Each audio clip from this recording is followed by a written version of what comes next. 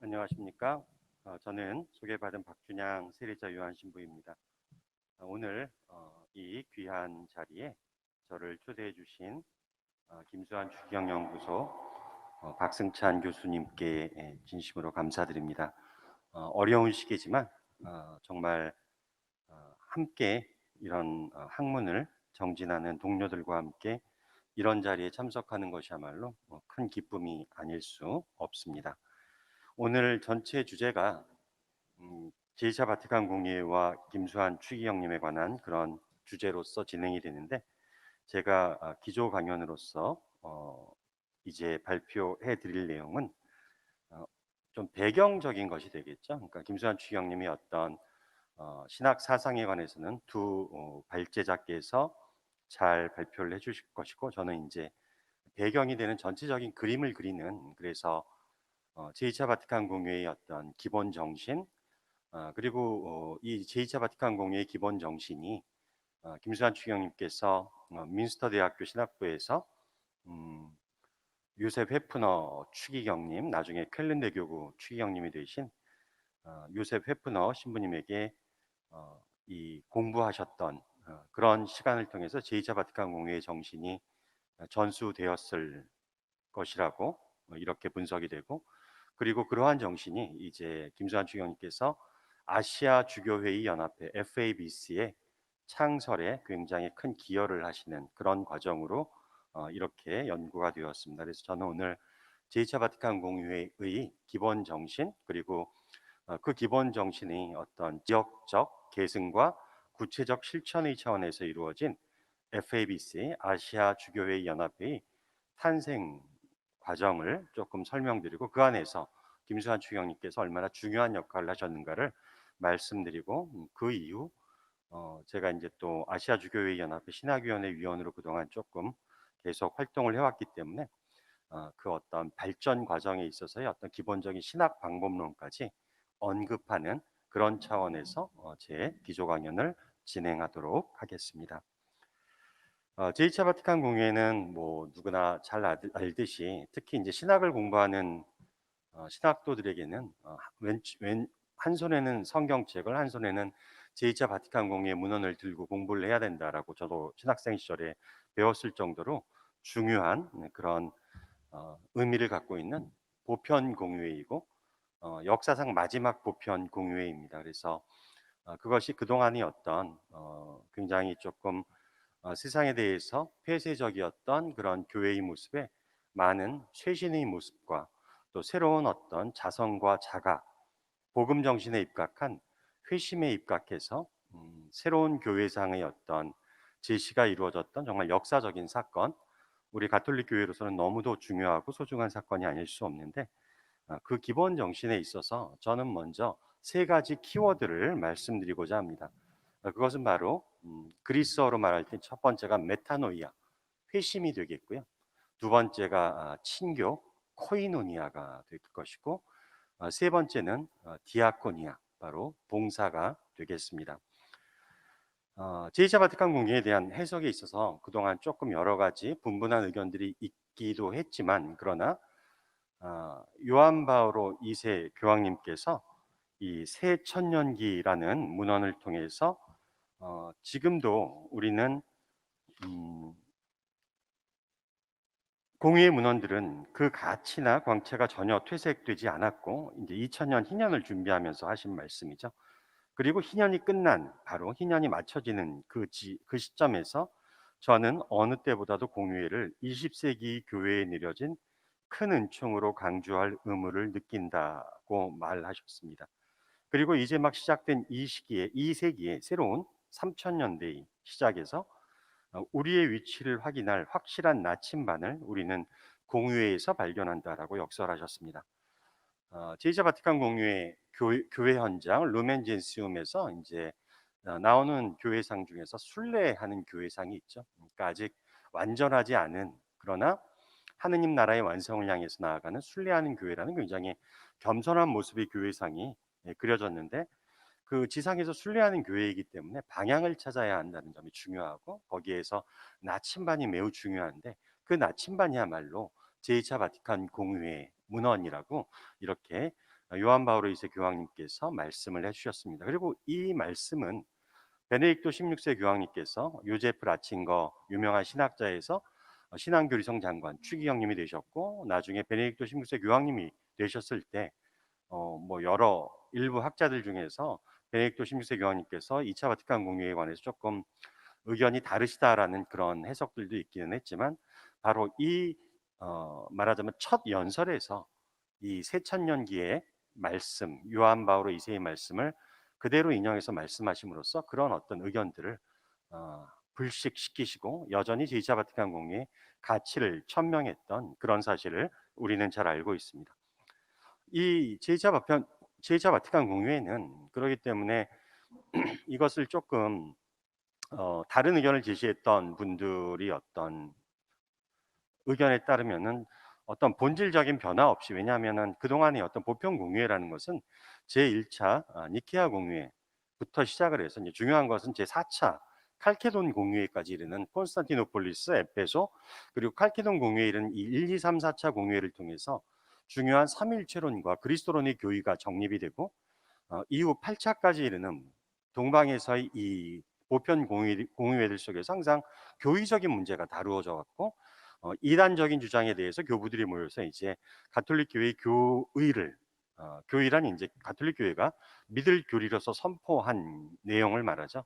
이것을 선포하는 관점에서 공의회가 열렸는데, 2차 바티칸 공의회 같은 경우에는 그런 어떤 교리적이고 교의적인 문제가 아니라 굉장히 조금 사목적인 관점에서 이렇게 소집된 공의회이기 때문에 이것이 어떤 교회의 어떤 본질적인 성찰이나 이런 부분에서 좀 다르다라는 의견이 있었지만, 전혀 그렇지 않고 이것은 그야말로 사목적인 공의회이긴 하지만, 그것이 어떤 외적인 것만 바꾸는 것이 아니라, 전술적인 이런 측면만을 바꾸는 것이 아니라, 다시 한번 이 시대의 비단에서 복음 정신으로 돌아가서 우리가 지금 선포해야 될 어떤 복음 선포의 내용이 무엇이고 우리의 모습은 어떤가를 아주 근원적으로 반성했던, 그렇기 때문에 회심, 메타노이아라는 것이 제2차 바티칸 공의의 가장 첫 번째 근저에 있는 기조 사상이라고 말씀드릴 수 있습니다.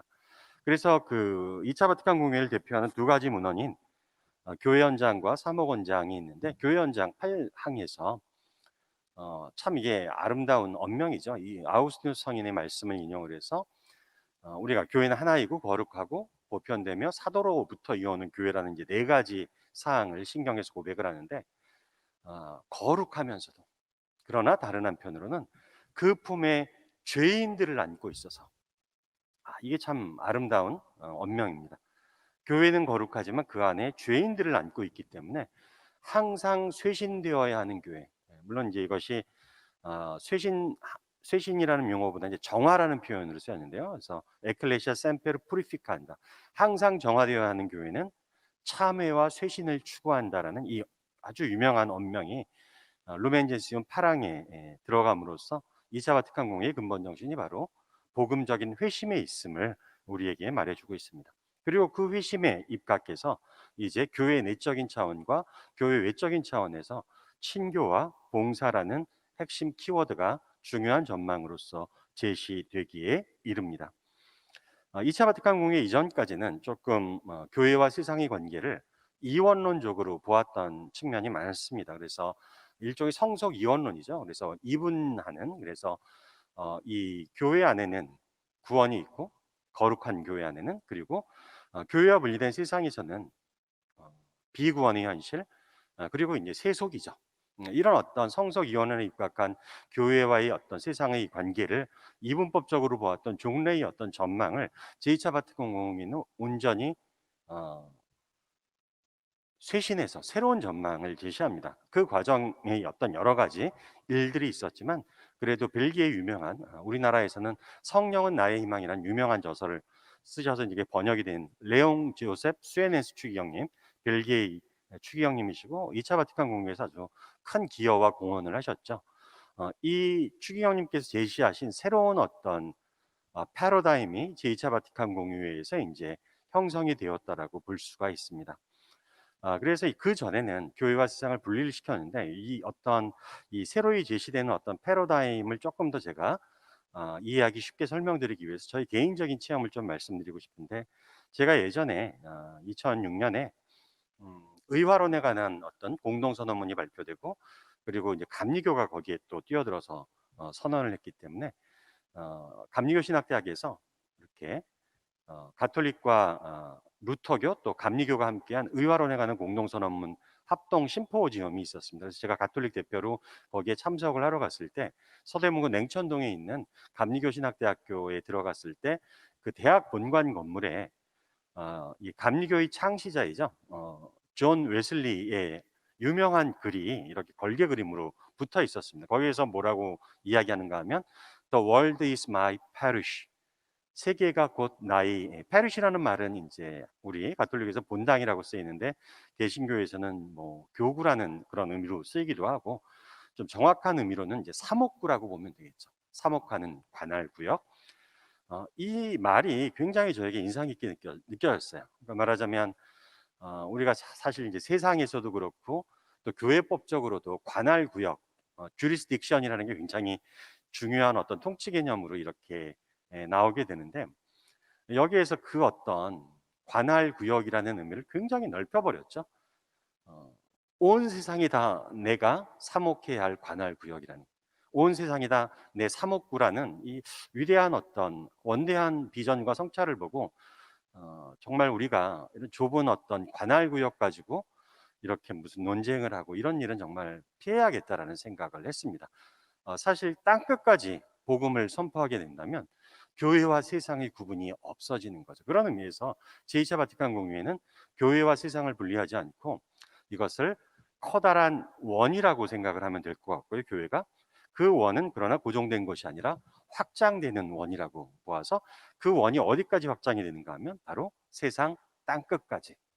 그래서 세상과 구분은 되지만 그 세상 역시 교회가 복음화 시켜야 할, 미래적으로 복음화 시켜야 할 영역, 그러기 때문에 예수님 말씀처럼 땅 끝까지 복음을 선포하는 그 교회의 사명에 입각해서 정말 복음화의 대상이 되는 미래의 교회의 영역.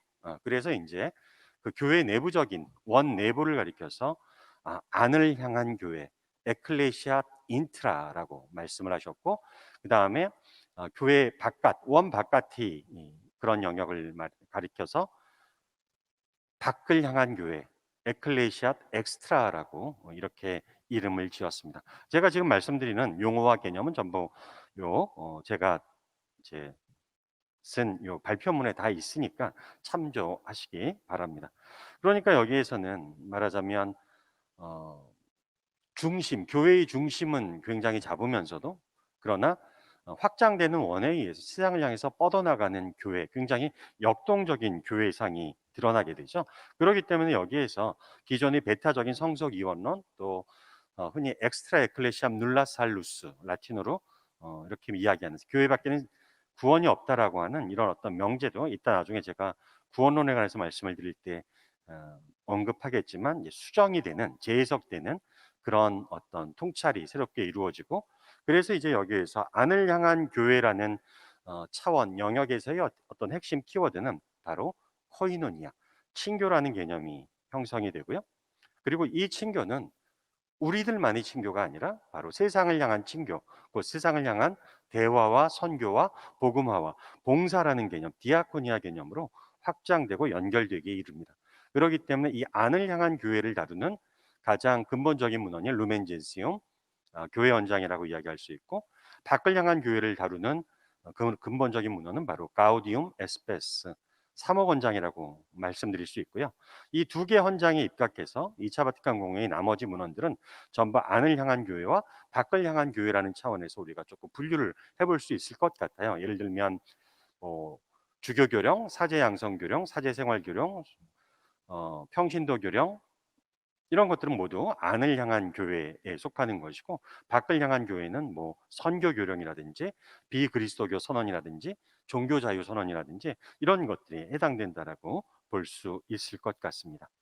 자, 그러면 이런 어떤 어, 세 가지 키워드로 이루어지는 새로운 어떤 패러다임의 형성은 굉장히 중요한 것이고, 그런데 중요한 것은 이 친교와 봉사를 연결시켰다라는 것이죠. 그러니까 말하자면 엑스트라 에클레시암 눌라 살루스, 교회 밖에는 구원이 없다라는 것이 조금 재해석을 해보면 사실은 이제 교회 안에 구원이 있다라는 것이 굉장히 강력한 표현이라고 재해석을 할 수는 있겠는데, 그런 의미에서 이제 교부들께서 구원의 방주라는 말을 표현을 쓰시긴 하셨죠. 노아의 방주에서. 그래서 이제 교회는 구원의 방주로서 이렇게 항해하고 있는 거죠, 이 세상을. 그런데 이것이 조금 뭐라고 표현할까요? 배타적이고 그런 의미에서 해석이 되면 그것은 사실 복음의 의미하고 잘 맞지가 않습니다. 마태복음 5장 48절에서 예수님께서 하늘에 계신 아버지께서 완전하신 것처럼 너희도 완전한 사람이 되어라라고 말씀하실 때, 그 이전에 나오는 사전 설명은 바로 너희가 너희를 사랑하는 사람들만 사랑한다면 무슨 소용이 있겠느냐, 세리들도 죄인들도 그만큼은 하지 않느냐. 그래서 어떤 유유상종의 울타리를 벗어나서 이런 의미에서 이제 정말 원수를 사랑하라는 말씀을 우리가 이해해 볼 수 있는데, 그러므로 교회 공동체의 친교는 우리들만의 친교, 우리들만의 구원으로 끝나는 것이 아니라 바로 세상 안에서 고통받는 사람들을 향해서 나아가야 하는 그런 어떤 대화와 선교와 복음화, 이런 의미로 확장, 봉사로 세상의 구원을 위한 구원회로 확장되어야 한다라는 요 연결고리가 굉장히 중요한 것이 될 것 같습니다. 그리고 지금 프란치스코 교황님께서 무엇보다도 이런 어떤 패러다임에 기초한 교회 정신으로서 출발하는 교회의 상을 복음의 기쁨에서 말씀하셨죠. 그래서 유명한 말씀, 어, 나는 절차에 사로잡히고 자기의 안위만을 걱정하는 교회가 아니라, 거기에 노심초사하는 교회가 아니라 바로 세상을 향해서 뛰어드는 교회, 세상 안에서 고통받는 사람들을 위해서 뛰어드는 교회. 그러므로 정말 교회가 거룩한 여경 안에서만 있고 그렇게 있으면, 방주 안에서만 있으면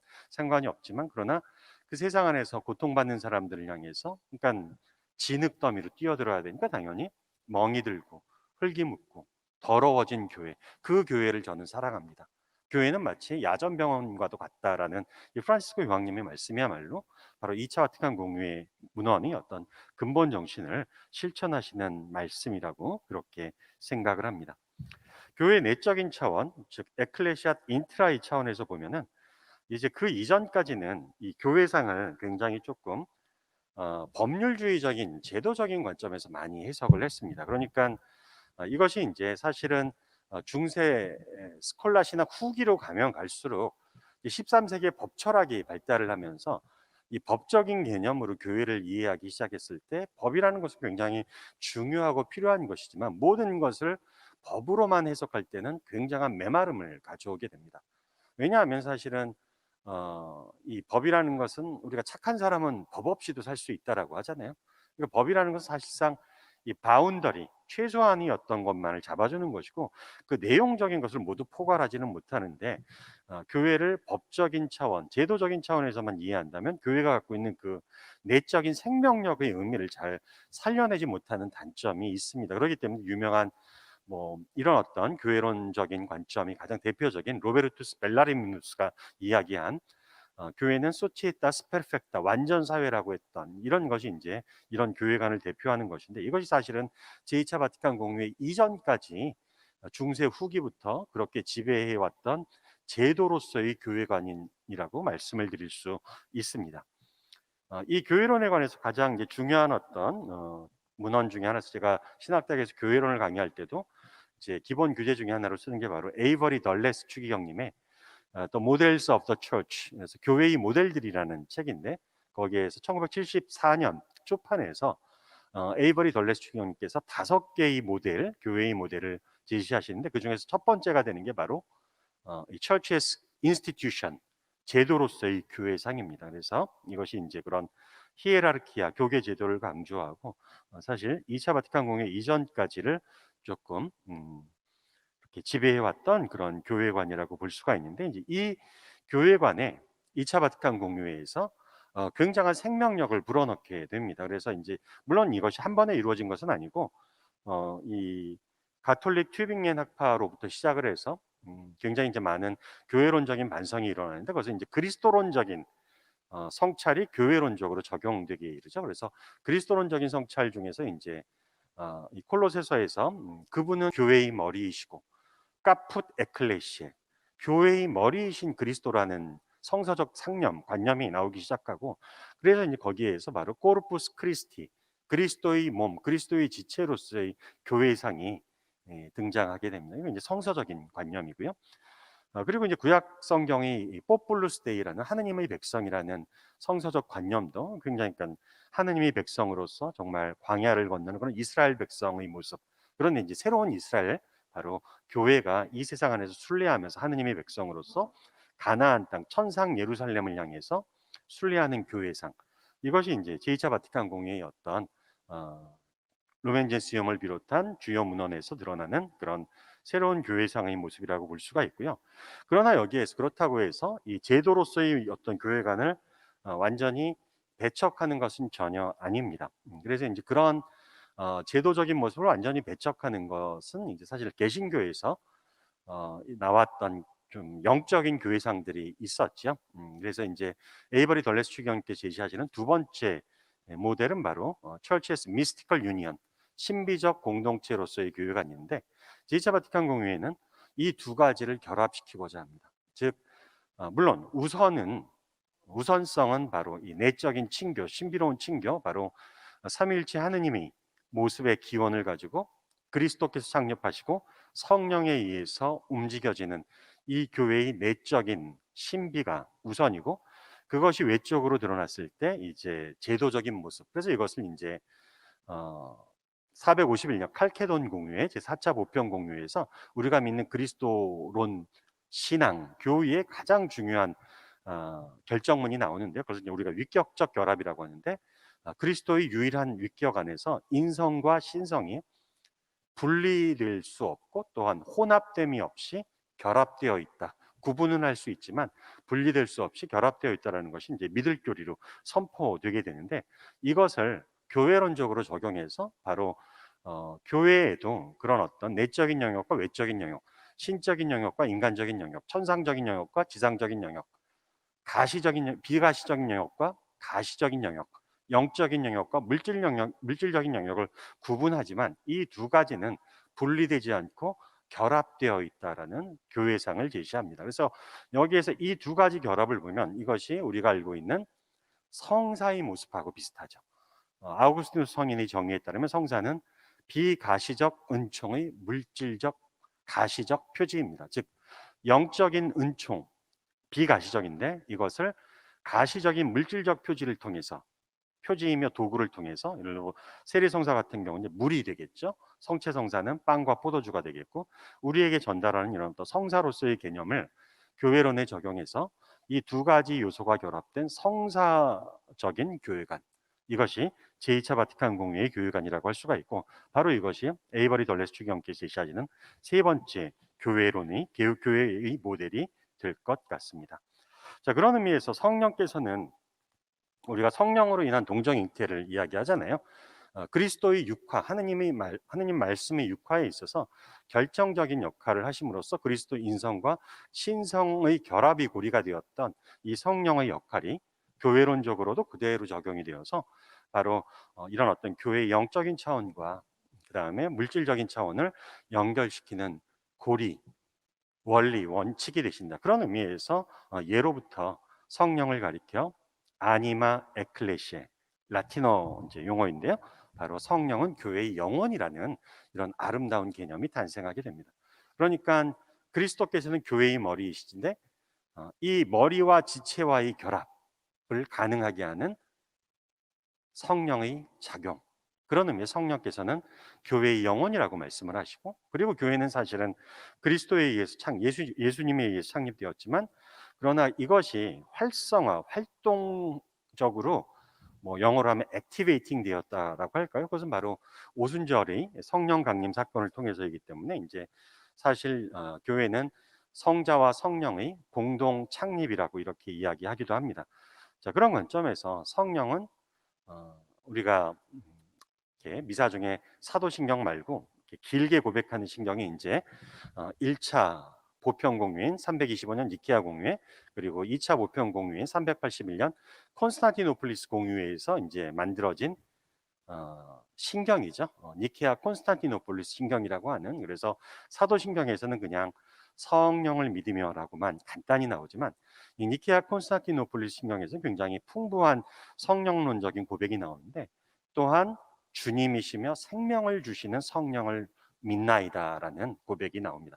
삼위일체론적인 고백 중에서 성령에 관해서 이야기할 때 주님이시며 생명을 주시는 성령을 믿나이다. 그래서 이제 우리가 그 성령에 관해서 이야기할 때 생명을 주시는 주님이라고 많이 이렇게 표현을 하고, 제가 최근에 쓴 성령론 저서도 부제를 생명을 주시는 주님이라고 부제를 붙였는데, 이 생명을 주시는 주님이라는 것은 이제 사실 로마서 8장 2절에 나오는 그리스도 안에서 우리에게 생명을 주시는 성령이라는 이제 바오로 사도의 말씀이 나오죠.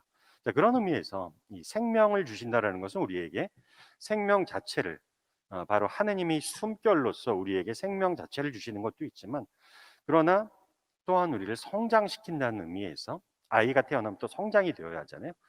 생명력을 주시는, 생명과 생명력을 주시는 그런 의미로 해석을 할 수가 있고, 그런 의미에서 우리가 부활하신 그리스도께서 성령을 받아라라고 제자들에게 말씀을 하시고 성령을 보내주셨을 때, 그야말로 무서움에 떨고 있던 제자들이 다락방에 숨어서 그 제자들이 부활하신 그리스도께서 보내시는 그 성령을 받음으로써, 그 성령은 바로 그리스도 안에서 우리에게 생명을 주시는 그 성령의 힘을 받아서 사도행전에 보면 놀라운 변화를 일으키지 않습니까? 순교를 하고 목숨을 다해서 증언을 하고 선포를 하는 이런 어떤 변화, 그것이야말로 생명력을 주는 성령의 어떤 힘에 의한 변화이기 때문에, 그런 관점에서 성령께서는 교회에 힘을 불어넣어 주시는, 생동 마치 영혼처럼 그 힘을 불어넣어 주시는, 그래서 이제 교회의 어떤 내적인 영적인 영역과 외적인 제도적인 영역을 결합시키는 원리로서 작용하시면서 교회를 인도해 가신다라는 신학 사상이 성립되게 이릅니다. 그런 관점에서 저는 이제 이 전에 사제성화의 날에 이제 어느 지역에서 그 신부님들께 강의를 하게 됐는데, 그때 이제 요 내용을 말씀을 드렸어요. 그러니까는 우리가 사목자로서 살아가는데 이제 본당에서 참 이렇게 신경 써야 할 게 많고 책임져야 할 게 많은데, 결국 이제 어떤 사목자상을 가질 것이냐. 그런데 이제 여기에서 흔히 우리가 이야기하는 내적인 영역과 또 외적인 영역을 나눠볼 수 있겠죠. 내적인 영역은 복음을 선포하고 강론을 하고 설교를 하고 교리 교육을 하고 예비자 교리를 하고, 또 사목 활동, 아픈 사람들, 병자들을 찾아가서 성사를 집행하고 미사를 봉헌하는 이런 어떤 내적이고 영적인 영역이 있고, 그러나 외적으로 또 세상 안에 있는 교회이기 때문에 성당 건물을 지어야 되고 보수해야 되고 관리해야 되고 행정을 집행해야 되고 재정 상태를 또 관리해야 하는 이런 어떤 외적인 관리자의 모습 안에서 우리가 어떻게 중심을 찾을 것인가. 때로는 이제 우리가 그 중심을 찾기가 어렵고 조금 갈등과 혼란을 겪을 때 성령께 기도하십시오라고 제가 그렇게 말씀을 드린 적이 있어요. 왜냐하면 성령께서는 이 두 가지를 결합시키는 통합의 원리이기 때문에 우리 스스로 이런 어떤 사목 현장에서 이런 갈등과 조금 혼란을 느낄 때 통합의 원리이신 성령께 기도하심으로써 우리를 그런 어, 영적이면서도 이 세상 안에, 그러니까 하늘을 바라보면서도 땅에 발을 붙이고 살아가는 우리 인간에게 이루어지는 이 삼억의 어떤 균형과 밸런스, 조화를 찾는데 조금 이 성령께 대한 기도를 통해서 큰 도움을 받을 수 있지 않을까, 그런 말씀을 드려보았습니다. 자, 이것이 바로 교회 내적인 친교이죠. 그러니까 이 교회 내적인 친교를 이루는 성령의 어떤 원리는 그러니까 성령론이 몇 가지 중요한 주제가 있는데, 그 중에 첫 번째가 바로 생명을 주시는 주님이라는 언명이고요. 두 번째는 이제 친교와 일치의 원리이죠. 이것은 코린토 2서 13장 13절에 나오는 코이노니아 푸네오마토스라는 언명에서 나옵니다. 즉 우리 그 옛날 미사 경문에서 성호경 긋고 맨 처음에 시작할 때 사랑을 베푸시는 하느님 아버지와 은총을 내리시는 우리 주 예수 그리스도와 친교를 이루시는, 일치를 이루시는 성령께서 여러분과 함께라는 인사말이 있는데, 이게 이제 바로 코린토2서 13장 13절에서 바오로 사도 인사 말씀을 그대로 따온 거죠.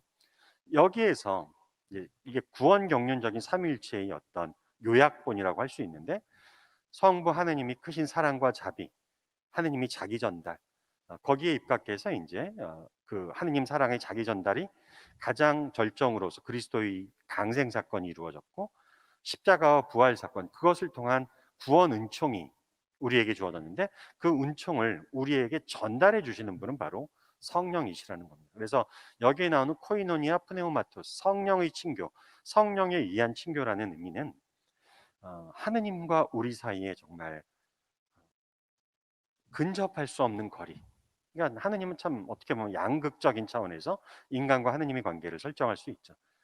우리 곁에 하느님 계신 하느님 같지만 그러나 멀리 계신 하느님, 이해할 수 없는 하느님. 왜 이 세상에 고통이 있고 죄와 악이 있으며 착한 사람들이 고통을 당해야 하는가? 참 알 수 없는 하느님. 하느님 당신은 어디에 계시나이까? 이런 질문을 우리가 하지 않습니까? 이렇게 알 수 없는 하느님, 이해할 수 없는 하느님, 근접할 수 없는 하느님. 하지만 그 하느님께서 그 하느님을 우리가 안다라는 것은 우리가 하느님께 다가갈 능력이 있어서가 아니라 하느님 친히 우리에게 다가와 주시기 때문이다. 그렇게 우리에게 다가와 주시는 하느님, 바로 그분이 성령이시라고 할 수 있습니다. 그래서 하느님 자기 전달이 원리이자 주체이시며, 근데 그분 자체가 또한 하느님, 우리에게 선물을 주시는 하느님의 힘, 근데 그 힘 자체가 바로 하느님 자신이라는, 이게 바로 이제 성령의 가장 큰 의미가 되겠죠. 그런 의미에서 삼위일체 하느님과 우리의 정말 땅과 하늘이 엄청난 차이를 넘어서 일치, 친교를 이루시는 성령. 그리고 이 수직적인 친교는 반드시 수평적으로 전환되게 이릅니다. 이런 친교를, 삼위일체 하느님과의 친교를 분유받은 사람들 사이에서 또한 공동체적 친교를 이루신다. 수직적이며 수평적인 친교, 이것이 바로 성령에 의한 친교, 코이노니아, 푸네오마토스 개념인데, 이제 이것이 바로 제2차 바티칸 공회의 교회론 안에 구현되었다라고 볼 수 있습니다. 그리고 이처럼 교회 안에서 일치의 원리로서 영혼으로서 활동하시는 성령은 이제는 라틴어로 유명한 엑스트라 무로스 에클레시, 교회의 담을 넘어서 교회의 가시적인 경계를 넘어서 세상을 향해서 교회를 이끌고 확장의 힘으로 이끌어 주십니다. 이게 바로 이제 세상을 향해 나아가는 교회인데, 여기에서도 역시 성령께서는 복음화의 주역으로서, 주체로서, 이게 이제 2차 바티칸 공회부터 시작을 해서 그 이후에 나온 여러 가지 신학적 언명에서 프리마스 아젠스 인 미시오네, 뭐 영어로 하면 프라이머리 에이전트, 선교, 복음화에 있어서 가장 주역은 인간이 아니라 성령이시라는 거죠. 바로 하느님의 영이 우리의 영에 작용하심으로써 우리를 통해서 복음 선포를 하신다. 근데 그런 의미에서 교회의 확장되는 교회, 세상을 향해 나아가는 교회의 모습, 세상과의 대화와 복음화를 이끄시는 그런 성령의 모습이 또한 뭐 사모권장이나 선교 교령 등을 통해서 굉장히 많이 보여지고 있습니다. 여기서 한 가지 이제 주목해야 할 것은 그 말씀의 씨앗 개념인데요. 이 말씀의 씨앗 개념은 이제, 그러니까 2차 바티칸 공의회는 기본적으로 그리스도론 중심이면서도 이런 어떤 성령론적인 전망이 사실은 중세 후기부터 성령론적인 어떤 전망이 교회 안에서 굉장히 간과되고 망각되었다라고 볼 수가 있습니다. 그래서 2차 바티칸 공의회에서 그리스도 중심적인 전망이지만 성령론적인 전망이 다시 살아나면서 이제 삼위일체론적인 그런 완결적인 전망을 가지게 되었는데, 여기에서 이제 그 지금까지 제가 성령론 중심으로 말씀을 드렸는데, 이제 이것이 그리스도론과 교차하고 있다라는 거죠. 그래서 여기에서 나오는 성령께서 이끄시는 복음화 작업이지만, 여기에서 2차 바티칸 공의의 가장 핵심적인 개념으로 나오는 것 중에 하나가 바로 말씀의 씨앗 개념입니다. 이 말씀의 씨앗 개념은 유스티누스의 그리스도론에 입각한 것인데요. 이거 우주적 그리스도론입니다. 그러니까 말씀, 로고스 그리스도론인데, 세상 창조 때 요한복음 1장의 찬미가나 콜로새서 1장의 찬미가를 보면 세상은 그분을 통하여, 그분을 향하여 창조되었습니다. 그러니까 바로 말씀을 통한 창조를 이야기하는데, 그 말씀께서 이제 마르코복음에 나오는 씨 뿌리는 사람의 비유처럼 세상 창조 때에 온 세상에 당신의 씨앗을 뿌리셨다라고 이야기합니다. 이게 바로 유스티누스 성인의 이야기입니다. 그러니까 온 세상에 뿌려진 말씀의 씨앗, 그런데 그 중에 좋은 토양에 떨어져서 좋은 모습으로 자라나고 꽃을 피고 열매를 맺은 게 이제 뭐 교회 안에서 이렇게 명시적으로 자라난 것이라고 한다면, 여전히 세상 안에는 말씀의 씨앗들이 묻혀 있다. 그렇기 때문에 그 이전이 어떤 교회 간에서 이제 굉장히 우리가 역사 안에서 비판을 받기도 하는데, 선교사들이 정말 목숨 바쳐서 가서 선교를 하면 그 다음에 이제 상인들이 들어오고 그 다음에 군대가 와서 식민지화하는 이런 어떤, 좀 어떻게 보면 이 정말 목숨을 바친 선교사들이 조금 정치 경제적으로 이용당하는 이런 상황들이 역사 안에서 있었고, 그게 이제 우리가 유명한 영화 미션을 보면 잘 나오지 않습니까? 그래서 이제 그런 어떤 교회의 어떤 선교 개념에서는 조금 이 그리스도교 문명을 못한 채 떠갖고 가서 그쪽에 조금 이 문명을 알지 못하는 곳에 못한 채 심는 그런 어떤 이식주의적인 선교관이 조금 많았는데, 2차 바티칸 공회에서는 완성론, 성취론을 이야기합니다. 즉 못한 채 떠가서 이식하는 게 아니라 이미 그 선교지의 땅 안에 말씀의 씨앗이 많이 묻혀 있다라는 겁니다. 근데 이거를 그냥 땅을 깨끗하게 만든다고 싹 밀어버리고 모판을 새로 심어 오려고 하면 그 흙 속에 묻혀 있는 보물들, 진주들까지도 다 쓸려 나가 버린다는 거죠. 그 흙 속에 묻혀 있는 보물, 진주가 바로 말씀의 씨앗입니다. 그렇기 때문에 선교란 그 진흙 속에 있는 말씀의 씨앗을 찾아내서, 당연히 때가 묻어 있죠. 흙이 묻어 있죠. 이것을 정화시키고, 그리고 성장하게끔 정화와 성장의 과정을 거쳐서 명시적인 그리스도교 신앙으로 이렇게 완성될 수 있도록 이끄는 것.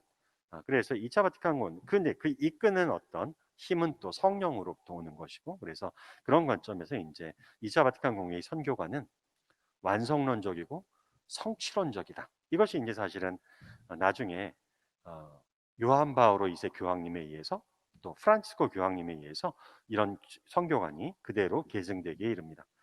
마지막으로 2차 바티칸 공회의 어떤 여러 주요 전망 중에서 구원론적인 전망을 말씀을 드리면, 아까 말씀드렸던 교회 밖에는 구원이 없다라는 언명이 이제 많이 재해석되기에 이릅니다. 그래서 먼저 교회 현장에서 일단 전제가 있죠. 명시적으로 교회를 알면서도 교회로 들어오기를 싫어하거나 거부하는 사람들은 구원받을 수 없다라는 14항의 내용이 있고요. 그러나 16항에서 여기에서 이제 은총론의 해석도 달라집니다. 은총은 교회 안에만 있는 게 아니라 교회 밖에도 보이지 않게 움직이는 그 은총의 영향 아래에서 양심의 명령을 통하여 알게 된 하느님의 뜻을 실천하고자 노력하는 사람은 영원한 구원을 얻을 수 있다. 하느님의 섭리는 자기 탓 없이 아직 하느님을 분명하게 알지 못하지만 하느님의 은총으로 올바른 생활을 하고자 노력하는 사람에게는 구원에 필요한 도움을 거절하지 않으신다라고 이야기합니다. 그리고 사복원장 22항에서 가장 기념비적인 대목이 나오는데요. 모든 사람은 신적인 소명회로 불렸다. 바로 하느님에게로 불려왔고, 그리스도께서 파스카 신비에 결합되고 그 은총을 통해서 우리는 부활을 향해서 나아가는데, 이것은 그리스도인들뿐만이 아니라 그 마음에서 은총이 보이지 않게 움직이고 있는 선의의 모든 사람들에게도 해당하는 말이다라고 이야기합니다. 바로 보편적 구원이죠. 구원의 보편서.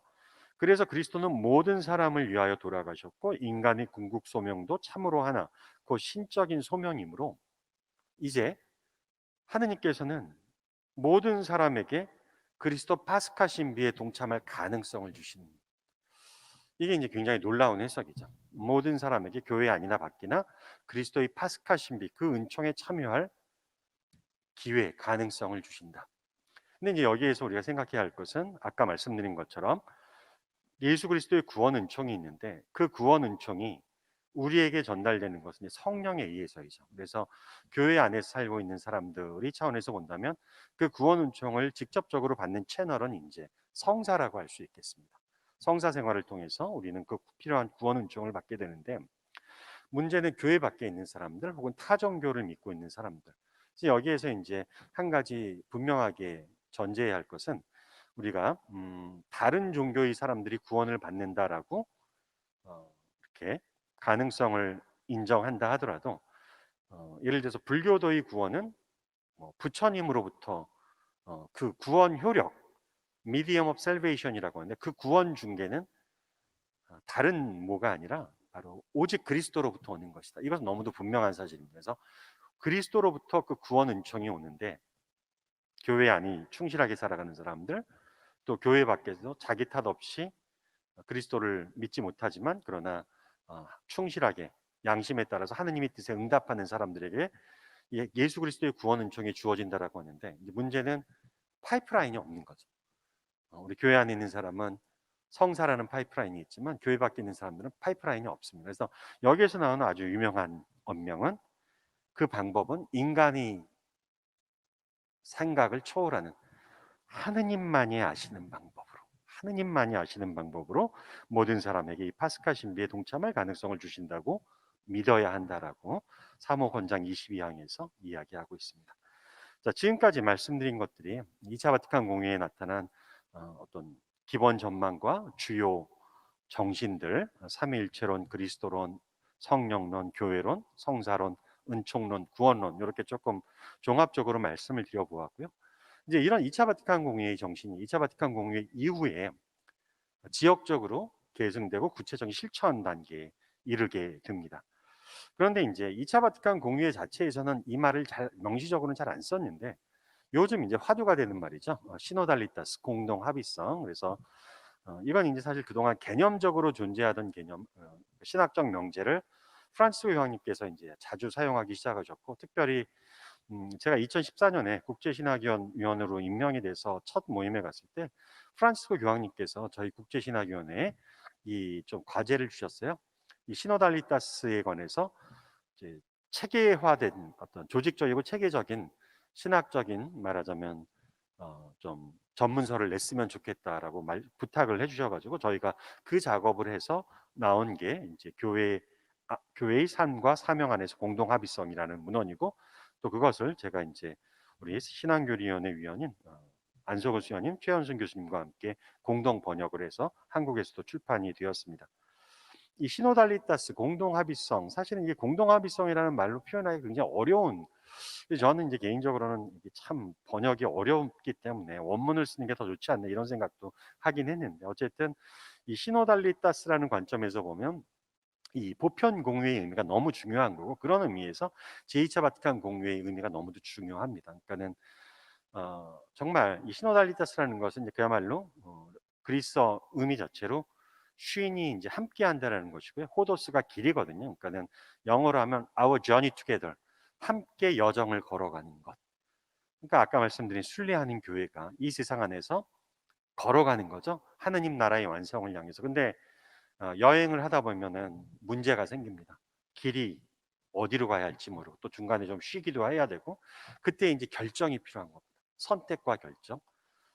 너무 아름다운 비유죠. 이걸 가리켜서 이제 우리가 시노달리타스라고 하는데, 그러니까 이것은 어떤 의미에서 교회의 친교의 영성, 친교의 교회론과도 연결이 되고, 그런 어떤 아주 원대한 비전이면서도 구체적으로는 하느님 백성인 교회의 생활 방식과 활동 방식을 고유한 특성이다.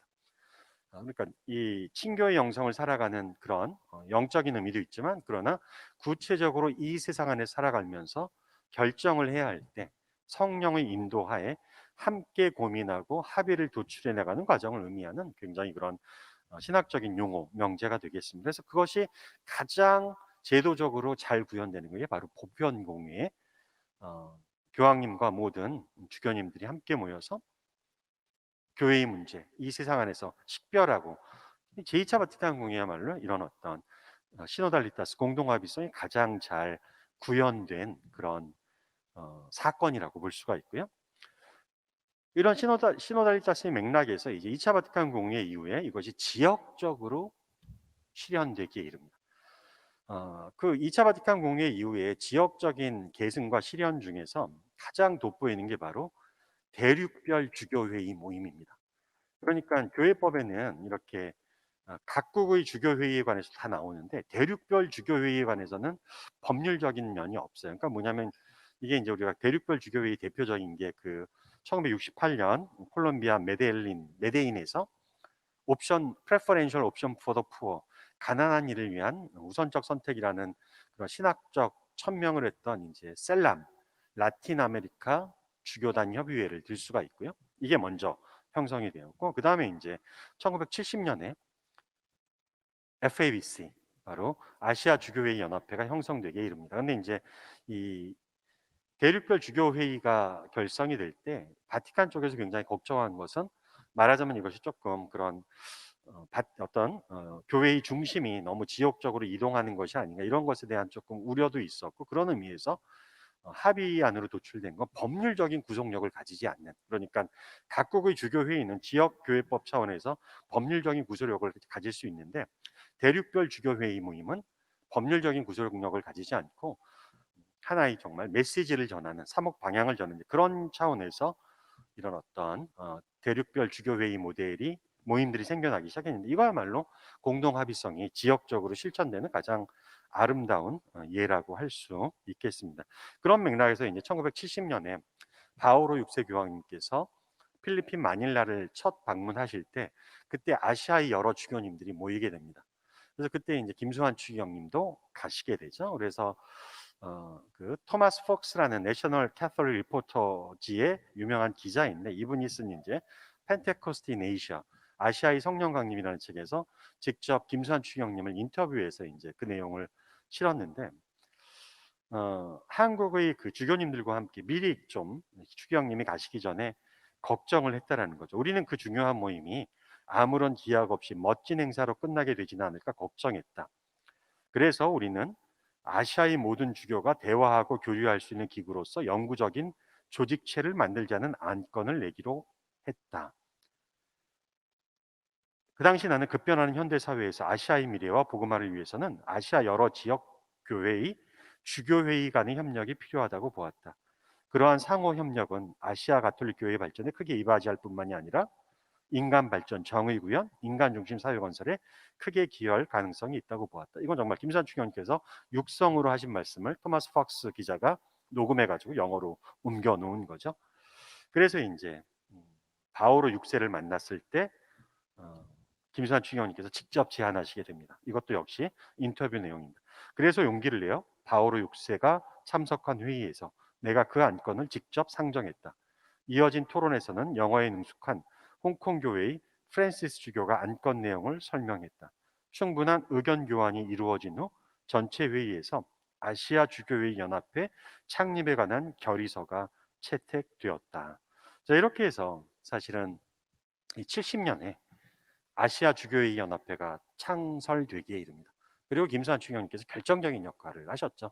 올해가 50주년 되는 해입니다. 2020년. 그래서 사실 FABC에서 올해 굉장히 많은 행사, 특히 11월에 그런 행사를 준비했고, 저도 이제 FABC 신학위원회 위원이기 때문에 준비 모임으로 해서 금년 초부터 두세 번 회의에 참석을 했어야만 했는데, 박수장 교수님 말씀하신 대로 너무도 큰 사건, 이 바이러스 사태로 인해서 모든 회의가 지금 무기한 연기된 상태입니다. 이후에 이제 그 정관을 만들고 이제 교황님의 인준을 받는 그런 후속 위원회, 실행위원회가 있어야 되는데, 김수환 추기경님께서 또한 그 실행위원장직을 맡으셨어요.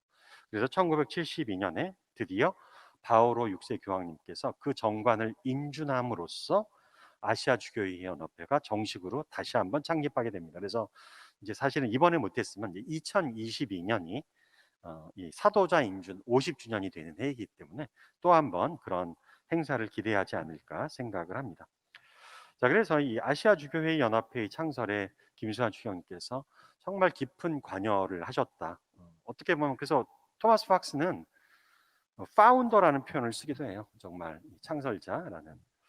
근데 이 아시아 주교회 연합회의 어떤 회의 과정은 그야말로 공동 합의성의 정신 그대로입니다. 말하자면 법률적인 구속력을 지니지 않기 때문에 장점은 서로 간의 진심을 토로하고 정말 열정적으로 사목에서의 문제를 이야기하며 공감대를 형성하고 사목문서로 출판을 하게 되는 이 과정을 이제 토마스 팍스가 쭉 기술한 거를 제가 제 발표문에 써놓았는데, 이거는 정말 제가 그동안 10년 넘게 FAB 신학위원회 위원으로서 일하면서 제가 체험한 바 그대로입니다. 국제신학위원회 위원으로서 일주일간 작업을 할 때는 굉장히 조금 소진이 많이 됩니다. 왜냐하면 정말 순수하고 학문적이고 이론적인 차원에서 굉장히 전문성을 가지고 하기 때문에 조금 그 회의가 끝나면 정말 소진을 느끼는데, 이 아시아 주교회 연합회 신학위원회 회의는 일주일간 지속이 되지만 일주일 넘게 만 8일을 일한 회의를 하는데, 소진되는 게 없고 오히려 더 힘을 얻게 되는 게, 여기에서는 신학 방법론이 굉장히 달라요. 컨텍스트에서 시작을 합니다. 그러니까 아시아 신학의 방법론은 상황에서부터 출발을 합니다. 그래서 예를 들어서 성사에 관해서, 성체 성사에 관해서 이렇게 공부를 한다고, 문서를 낸다라고 한다면, 국제신학위원회에서는 이제 우리가 그 제2차 바티칸 공유의 사제 양성 교령에 나온 내용처럼 먼저 구약 성경, 신약 성경의 근거를 보고 교부들이 어떻게 이야기했고 교의적인 형성은 어떻게 됐고 토마스 아퀴나스 성인이 뭐라고 이야기했으며 역사 안에서 어떻게 형성이 되어서 오늘날 현대 신학적인 관점에서의 쟁점은 무엇이냐.